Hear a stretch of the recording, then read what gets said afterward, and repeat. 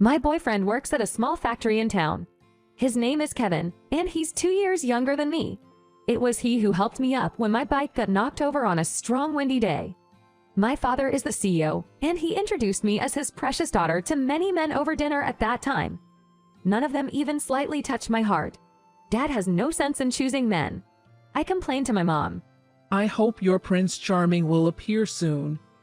She encouraged me so. It was very much obvious that people were nice to me just because of my status, the daughter of a CEO. Therefore, when my father introduced men to me, I felt that their attentions were mostly upon my father rather than me, and I couldn't trust any of them.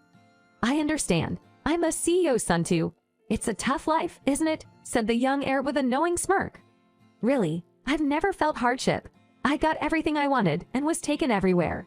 If there's one hardship, it's this matchmaking, I responded. When I said that, they always turned into a pissed-off mode, probably thinking they couldn't handle such an arrogant, condescending daughter. But some were desperate to gain power by acquiring me. Those guys were quite tough. They wouldn't back down even after my polite refusal. If only they put that effort and passion into their work. When I hear about their reputation in their company, it's never good. That's why I felt it was fate when I met Kevin. He didn't know my status or power. I believe his kindness in naturally helping out a person in need in front of him must surely be genuine. Here's your lunch, Kevin. When lunchtime comes around, I sneak out of the office and deliver his lunchbox to the factory far away from my office. Isn't it a hassle? Your office is so far away. No, it's fine. Look, I've got my e-bike, which makes the travel easy. Plus, it's good for my diet. I was lying. Every day I've been getting a chauffeur to take me this far. Of course, I'm paying him out of my own pocket as a tip. But it's all a secret. I'm supposedly just an ordinary employee at a small company, cycling every day to deliver lunch. I'm keeping my status concealed because I want Kevin to always see me for who I am. By the way, are you free this weekend? One of my senior co-workers gave me movie tickets. What? I'm in. My heart leapt at the sudden date, and I arrived at the car parked about 10 minutes walk from the factory in no time. Welcome back, miss. You're in a good mood. We just set up at 8 for the weekend. As I buckled up, the car started moving. You park so far from the factory every day. Isn't it about time you revealed your identity? No, absolutely not. I wonder how Kevin would react if he found out I was riding in a luxury car with a chauffeur. I recalled a few of my matchmaking partners. Those guys who snort and breathe heavily, talking too closely. Don't worry, Kevin will surely take good care of you, miss. That might be true, but if he ever finds me annoying, and the reason he bears with me has anything to do with my status, I don't want that. If you think that way, you can't truly connect with anyone. Through the rearview mirror, I could see the chauffeur furrowing his brows. When I returned to the office and checked my planner, I had a family dinner scheduled for Saturday. It's no big deal. I can just say I have work. I hurriedly emailed Kevin that I'm free both Saturday and Sunday. What? That's not possible. When I told my family I couldn't make it for dinner as the date was fixed for Saturday, my mom furrowed her brow. You know I've already made the reservation at the restaurant, right? Even the owner is looking forward to it. April, it's already just 2 days before the reservation. You can't just do such a last-minute cancellation. Jake, who is my brother, chimed in to support Mom. Anyway, we're having the dinner party on Saturday. Got it. Dad also emphasized his point. Well, it's fine.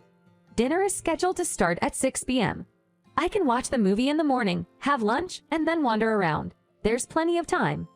All right, I'll contact you when I'm on my way to the restaurant. Why do plans always seem to pile up?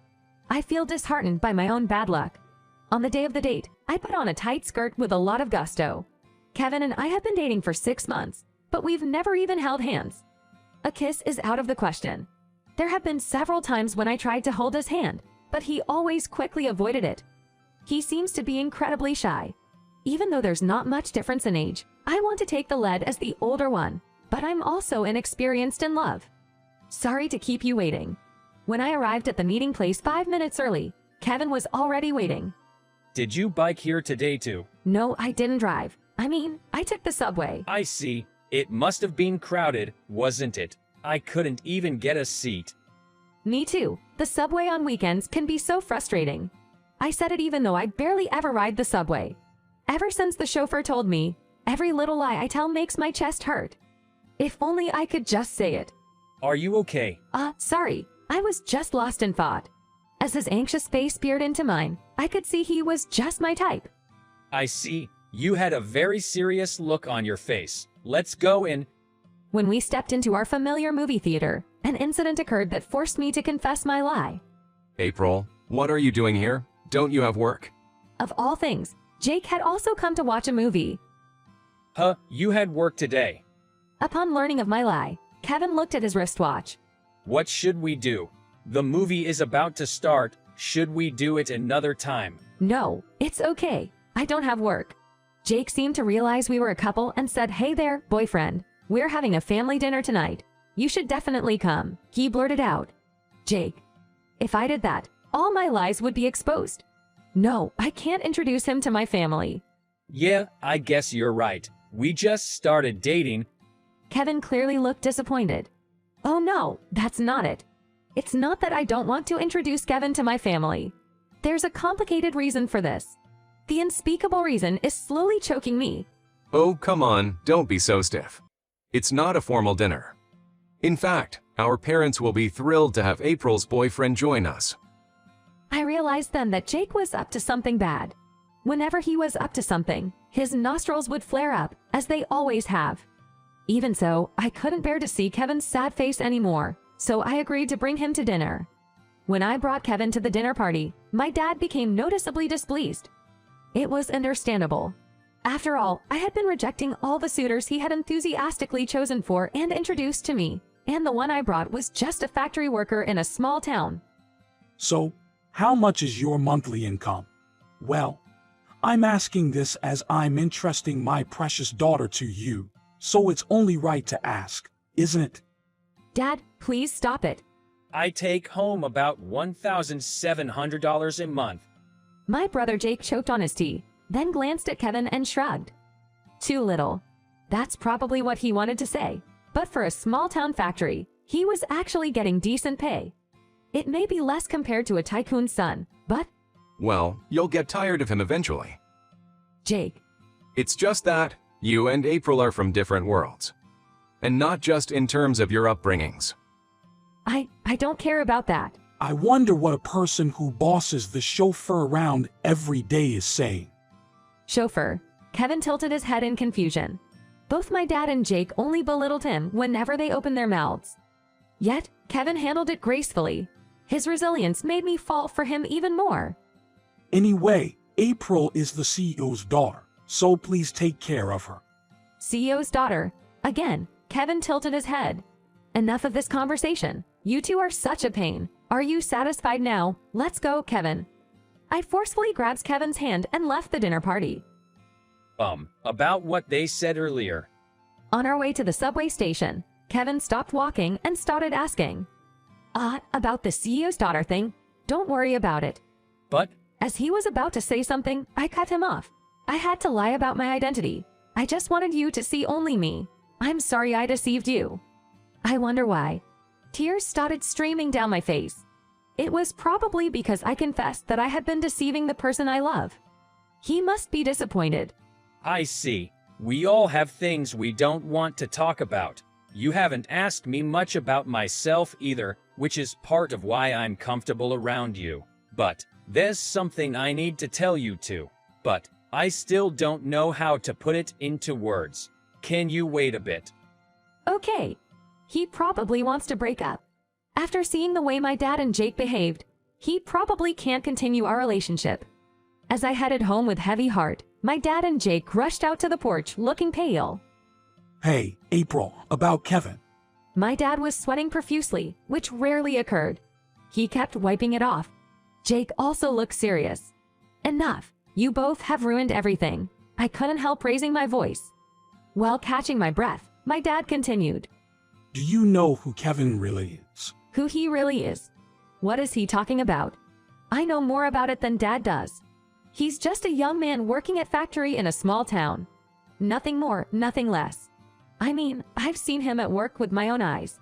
Or maybe by who he really is, Dad means his background. The truth is that he's the heir to our competitor.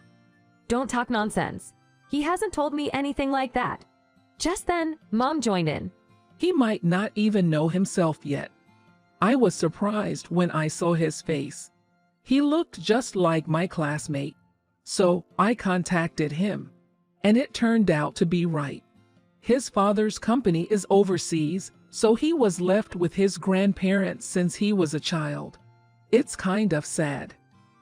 They wanted him to come over after graduating from college, but he declined and is now working at an acquaintance's company. While April was listening to her mom's story with skepticism, her cell phone rang. It was Kevin. Hello. I went back to my room and pressed the call button. Is now a good time? I really need to talk. Yay! Kevin was the son of our competitor. But as I had just heard from Mom, he was unhappy about being left with his grandparents since he was young, and had decided not to take over his father's company. It's not that I was hiding it, but I couldn't bring myself to tell you. Kevin was crying on the other end of the phone. If Kevin changes his mind and takes over the company, I would end up marrying into our competitor. I was shocked. When I heard the name of the company, my dad used to mention it a lot. I never thought that the girl I randomly met would be the daughter of my father's business rival. Kevin is a very serious and straightforward person, so I believe he would do a great job if he were put in charge of the company. In fact, there's a possibility that he could even put our company in a difficult situation. Were we two people who were never supposed to meet? That's not true. I vehemently denied it. We might have been business rivals until now, but that's exactly why we should be able to do something together. There's a saying that a rival is the best friend. I see. My grandpa has been telling me to help out with my dad's company. I got my current job at the factory thanks to my grandpa, but the owner is old and there's no successor, so it seems like it's going to close next year. So you're going to go overseas? I was thinking about it, but after meeting you, April, I didn't want to go.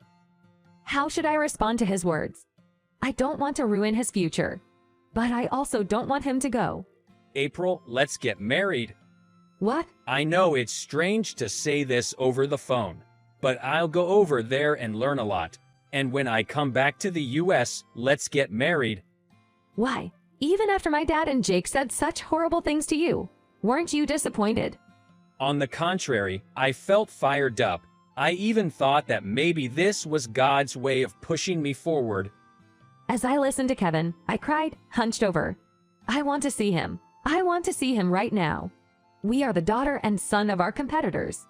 I don't know how we can change the future, but I believe in the love I felt.